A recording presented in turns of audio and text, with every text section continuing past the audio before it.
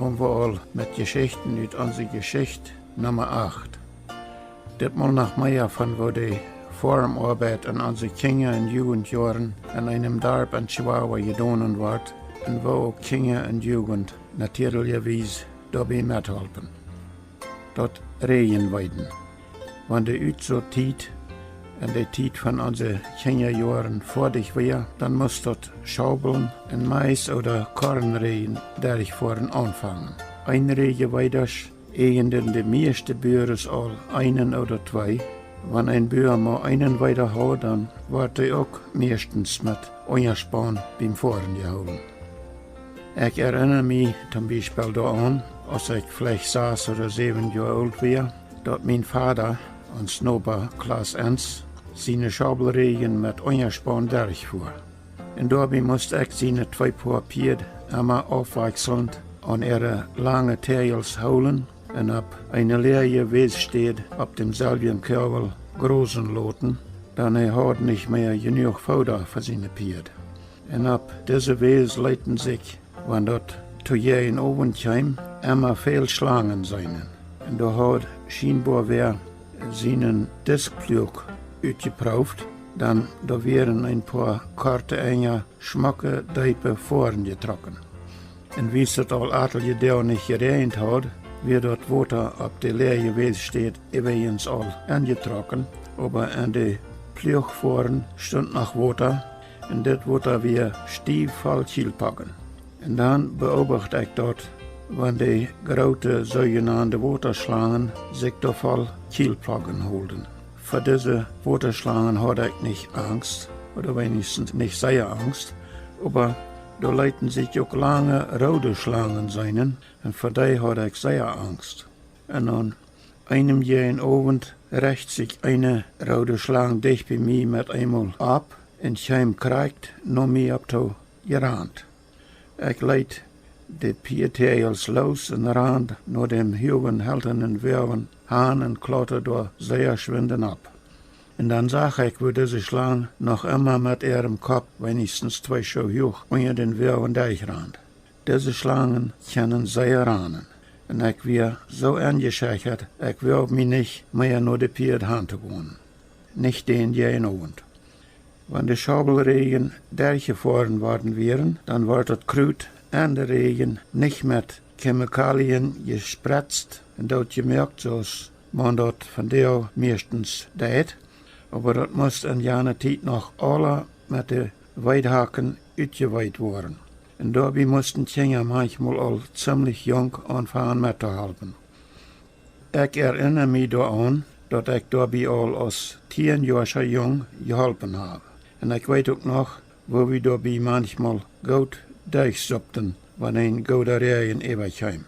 Wenn das Lot am Tag gut regnet, dann fuhren wir durchgesuppt nach Haus. Aber wenn das tiger am Tag passiert, dann mussten unsere Kleider an uns tragen, und wenn die Erde auch im Bett bedreht wäre, dann hack wir Krüt, was das Abend wird.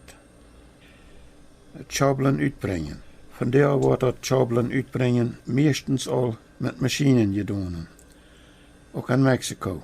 Aber wenn das an unsere Kinder- und Jugendjahren was dem Schaubeln uitbrengen kam, dann wurden die Schaubelregen meistens mit einem Einregen weiter losgeschnitten. Aber die Schaubelstädter mussten alle mit der Hang top genommen und ein klampes Top gedrückt worden.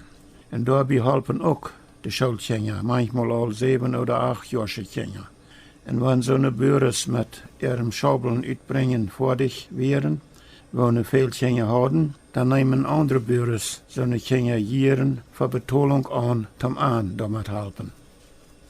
Ich erinnere mich daran, dass die großen Mädchen und Jungs meistens jeder 2 Rehschaubeln täglich nehmen beim Schaubeln uitbringen, und die jüngeren Mädchen und Jungs nehmen jeder eine Reh. Aber sehr junge Kinder mussten manchmal 2 eine Reh nehmen.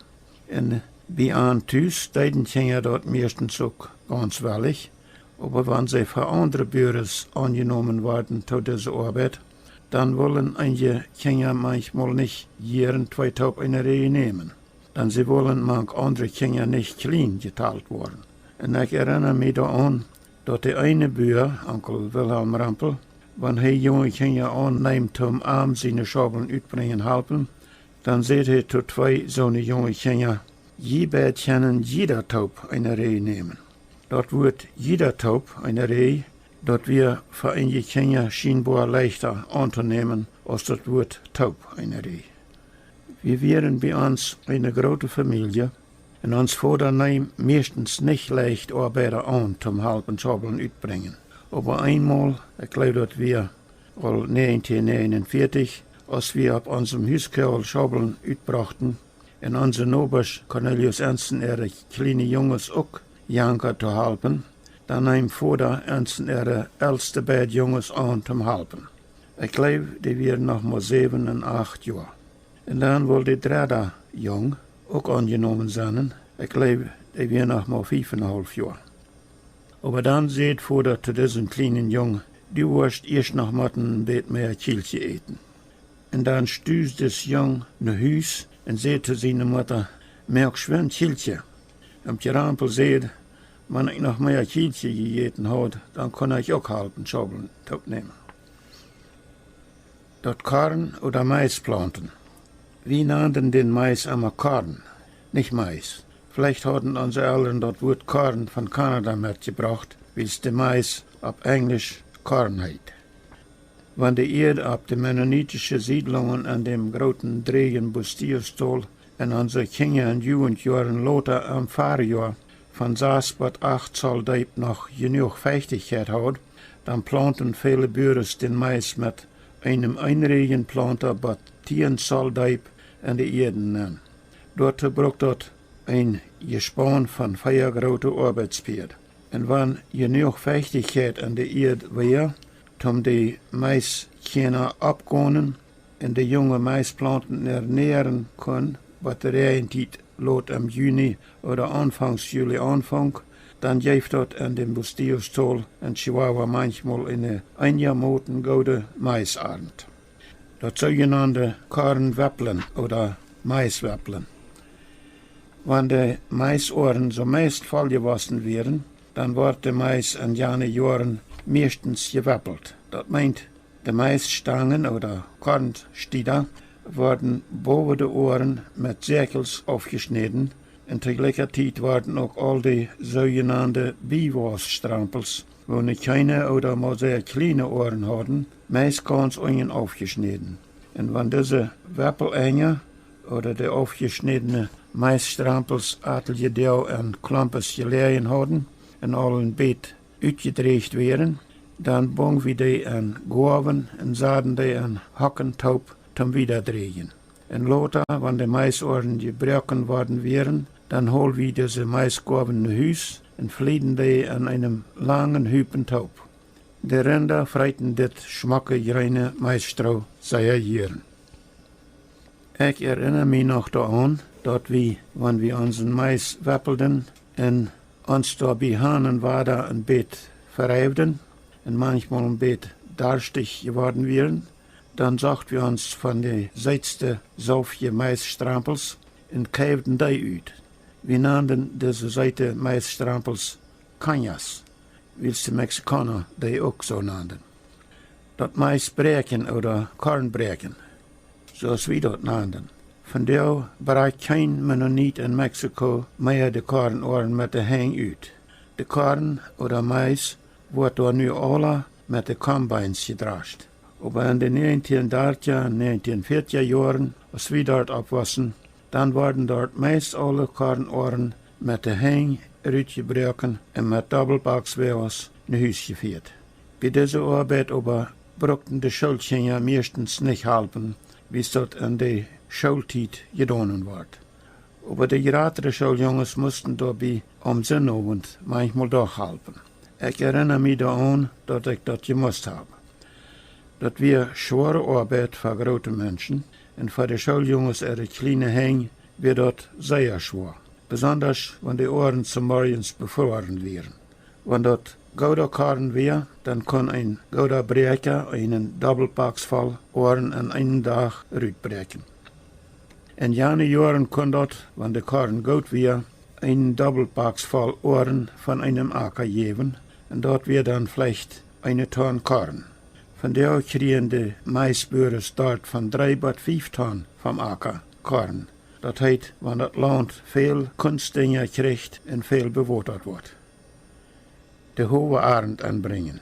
Die meisten Bürgers hatten an der Zeit, als wir in Chihuahua abwassen, einen 6 oder 7 Scheuen selbst bringen zum ihren Hohe aufschneiden und einen Gaben bringen.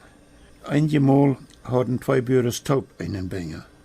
Das Hohe haben deed entweder der Bürger selbst oder einer von seinen Jungs. Meistens war der Bänger von 4 Pier getrocken. Aber wer einen 6 Scheuen Bänger hat, der deed das manchmal auch mit 2 Pier oder mit 3 Pier. So schön dass der Hohe aufgeheft worden wäre, dann wurden die Gaben Schmuck und Hocken über eng angesagt, sodass die nicht anreinen sollen. Meistens fangen die Gaben ab Saterol an abzusaaten, wenn die Bänger 3-mal das Fleck rumgefahren wäre, dann eine Hockenreihe wird meistens von 3 Schwod gemerkt. Diese Arbeit wird von Jungs und Mädels getan. Einen Herbst, ich glaube, das war 1941, dann wird die Erde ab die leeren Städten mal sehr nah beim Hofer haben. Die Pietsbänger wurden von dem sogenannten Bullrad gedreven, vielleicht soll das Pullrad heißen. Und wenn dort dann bei den leeren Städten kam, wo der Hofer am dichtsten und geradsten gewassen wäre, dann fängt das Bullrad an zu glitschen, besonders wenn die Bänger durch die nahen Städten ein klein bisschen zu sacht fuhr. Wenn die Piet nicht genug gingen, eigentlich soll das ein Drabbeltje fahren, dann bleibt das Bullrad in die Bänger beim Drehen. Aber weil ein Mann nicht beides geraten kann, der Pier durch die nahen Städten sei bosig beim Gonen zu holen und zu gleicher Zeit den Bänger richtig angestellt zu holen, schrauben viele Bürgers eine Saat ab dem Bänger Fährwehren ab, sodass ein Jung der Pier von dichter bei ansparen kann, um sehr bosig gonen durch die nahen Städten und der Bänger Handhover nur den Bänger abpassen kann. Und nu de Hoverdraschtijd. Dat Hoverdraschen wordt in Chihuahua in onze Kinder- en Jugendjaren een compagnie gedaan. En in Blumenort heeft dat, wat ongeveer 1946 oder 47, 2 zo'n Kompanien. Aber da war maar eine Draschmaschine am Dorp. Jacob Dicken hadden eine grote von Manitoba mitgebrachte Peerless Draschmaschine en einen groten Alice Chalmers Traktor. Und wenn die Draschtijd anfängt, dann drascht eine Kompanie erst Atelier Deo mit dieser Maschine und dann die andere auch Atelier Deo.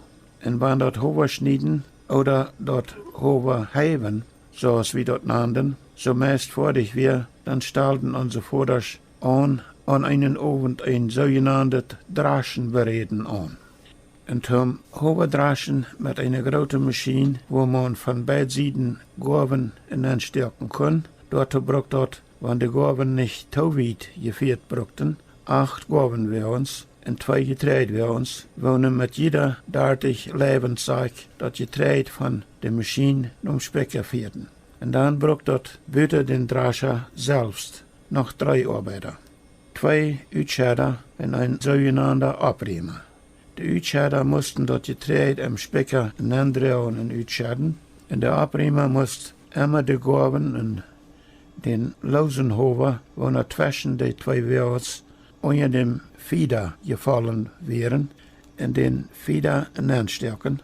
Und die musste dem Drascher helfen, beim die Maschine zum Morgens abstahlen. Und wenn das nötig war, am Tag zwischen umzustahlen und so weiter, musste er auch dabei helfen. Und an so einer Tag, wenn die Gaben von weit aufgeholt worden mussten, dann braucht das 10 oder 12 Gaben für uns. Also das braucht zum Draschen büter den Drascher selbst von 13 bis 17 Arbeiter.